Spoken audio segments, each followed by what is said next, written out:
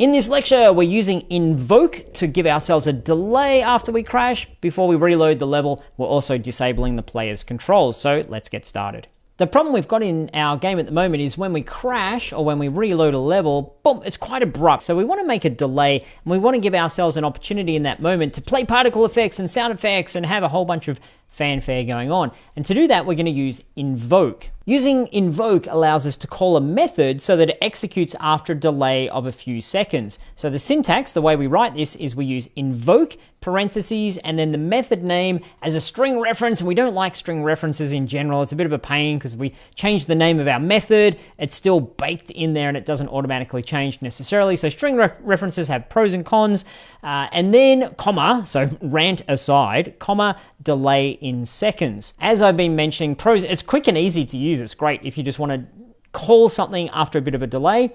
And the cons are it's a string reference and it's not as performant as using a code routine, which is a more complicated concept that we'll talk about in later projects. So let's go back into Collision Handler and start this process of using Invoke. I'm going to look for where we're reloading the level. So reload level in here. So give ourselves a bit of space, start with the keyword Invoke, and then we need to have parentheses, quotation marks. I'm going to delete a whole bunch of this noise there so it's straight into reload level, get rid of the last bit, and then our quotation marks at the end, comma, however long we want our delay to be. So we'll say 2 seconds, 2F. It's a float. You could do 1.5 or you could do 20 million if you wanted to. Probably don't do that. And then parentheses, semicolon. That's just going to do exactly the same thing as reload level was doing, but it has it with a little bit of a delay. I'm going to save. Let's see if that actually worked. Back over into Unity. That's if we crash into something. This is not for loading the next level or next scene, but it's if we crash. So we'll click on play. And 1, 2, buckle your shoe. Couldn't be called. Okay, so we've got an issue here that's only just popped up, and that is that I've got my load next level and my reload level in the same context as the on collision enter. So everything is taking place within on collision enter. And as soon as we want to do something outside of that context, it doesn't know what's going on. So I'm saying invoke this, and 2 seconds later, it's like, I don't know what's going on. I'm not inside the on collision enter. So here's a little micro challenge for you. How would you go about solving this so that we can still access these methods, even if it's not within the context of our on collision enter? Well, all we need to do is move them so that they're available to everything in our class, not just within the context of on-collision enter. So we move them out of the curly braces that are the on-collision enter method itself. Add one more line and one more curly brace just there to say, that's the switch statement, it's all done, and everything after that is outside of that. It's in the entire class. So I'm just going to highlight all of this, see if it's going to let me do an auto shift tab to push it all back one level so that load next level is accessible to the whole class and reload level is accessible to the whole class. And then I've got one too many of my curly braces. So there we go. We've tidied that up. Now let's see if that fixes the problem we had with reload level not wanting to do what reload level was trying to do. We'll save that up. Let's fly, crash on the ground. 1 and 2 and boop, it loads back again. So it's now working. It's all got the right context, and we've all learned a good lesson here about encapsulation and what can access what within our code. Okay, now that we've fixed that, let's tidy things up a little bit here. So having things baked right into our switch statement is going to get messy because when we crash, we want a few things to happen. We want to have particle effects, we want to have sound effects. So I'm going to, instead of this, I'll add a new line above this and we'll make ourselves a new method and then we'll put this within it and a few other things within it. So we'll call this new method start crash sequence, parentheses, semicolon.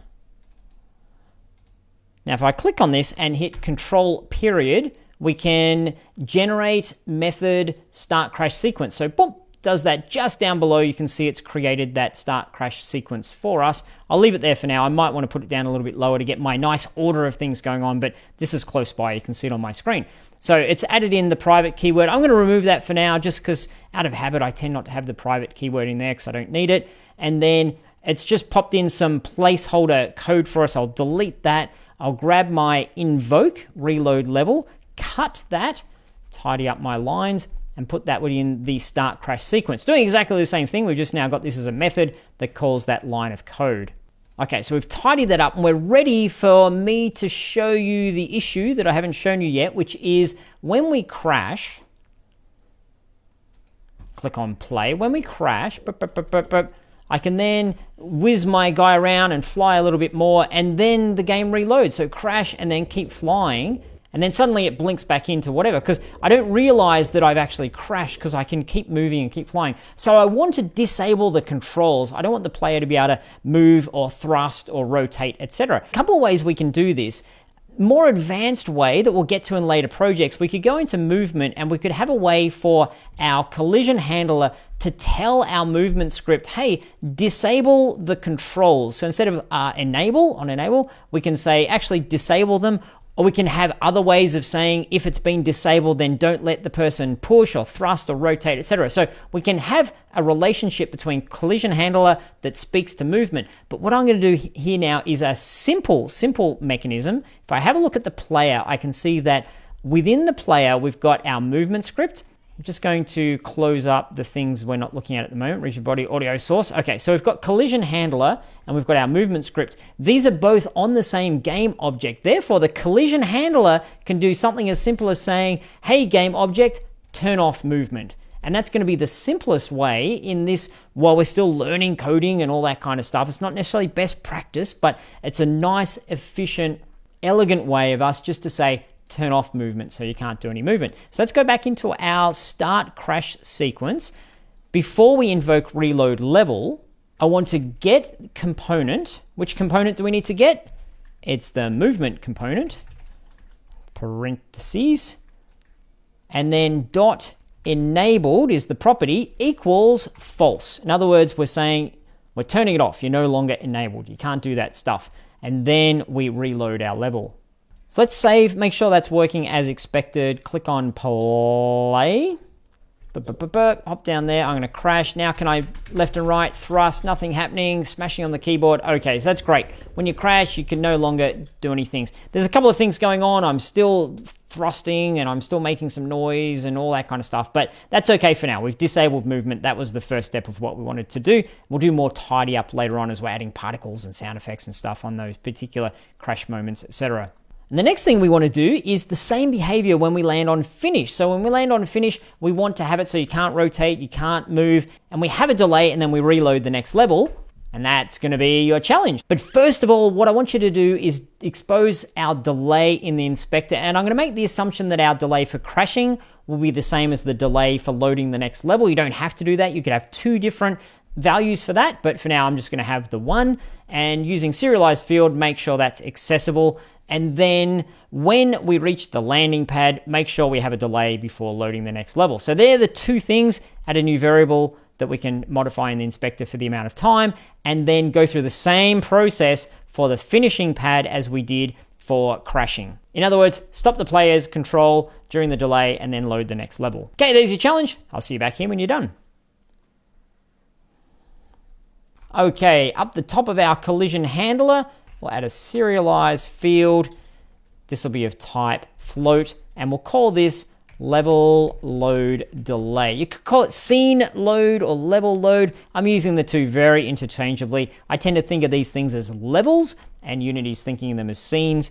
I know that can be a little bit confusing, but it doesn't really matter. But for now, level load equals, we'll say 2F to initialize that. And save as we do. Scroll on down. Okay, where did we need to put that? We needed to put that, first of all, in our start crash sequence. So we'll pop it in there, level load delay. That's now parameterized and serialized and wonderfulized and all the ized. So fantastic. Now let's turn our attention to the finish. So they get our attention. We're loading the next level. Instead of load next level, let's be consistent with the start crash sequence. We'll do the start success sequence, I reckon. Start success sequence, parentheses, semicolon. I'm going to click on this, control period or control full stop, generate the method. That'll pop it down underneath. Make sure it's in the right spot on collision, enter. It's outside of that. Yes, it is. Once bitten, twice shy, as they say in Australia, when you're lying on the ground with a snake bite on your leg. Let's see. So we need our load next level. Let's cut that out of there. We'll just pop it down here for now. Is that what we need in there? We'll paste it in there so we've got it. Paste. Okay, I think we need to wrap this in an invoke, don't we? So well, if I can get it right, invoke, not invoice, invoke, parentheses, quotation, load next level, bip, bip, bip, quotations, comma, level, load, delay, parentheses, semicolon. And before that, we want to disable the controls again.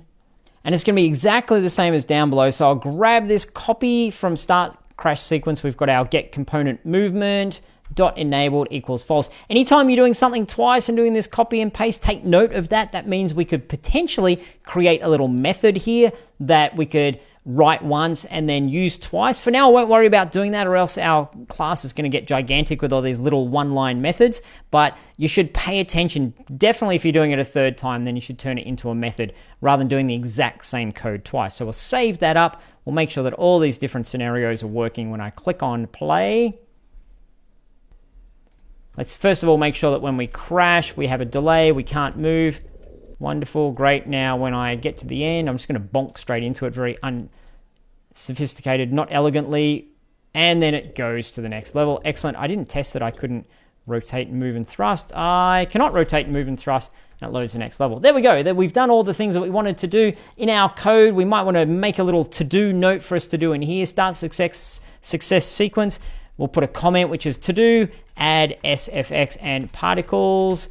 And I'm going to copy that and put it down into the start crash sequence as well. Just as a reminder to ourselves, sometimes you want to just remind yourself, hey, don't forget to put these things in here. This would be a great spot for it. If you use the keyword of to do, then you can search for to do. You can find all the to do's that are scattered throughout your code, and you can sob yourself to sleep at night because there's 700 of them and you're like, I've still got so much to do on my project. In our case, there's only 2. We're doing really well. So good stuff. I'll see you in the next lecture.